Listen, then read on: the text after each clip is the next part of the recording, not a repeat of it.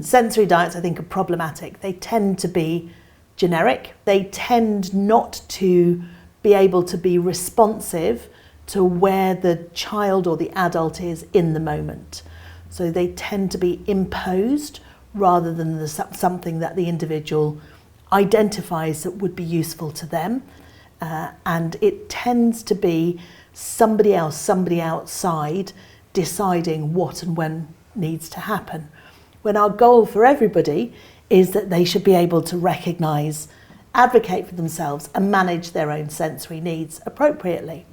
So somehow sensory diets as a concept doesn't really support that. However, I'm a big fan of sensory strategies which are individually tailored. So one of the pieces of work we're doing in SIE at the moment are finding ways to train therapists to help individuals, to help the people they support, to understand their own sensory processing really well and to put in place what they want to happen when they become overwhelmed.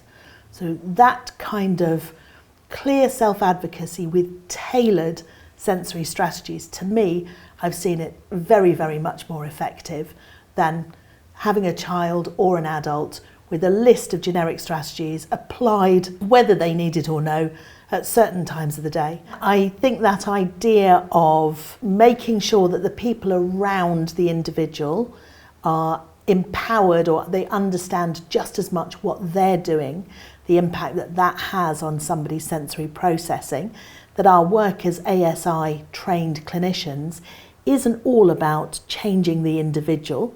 In fact, more and more it's about helping the individual to understand what they need their environment to be and changing the environment, empowering those around them to help change the environment.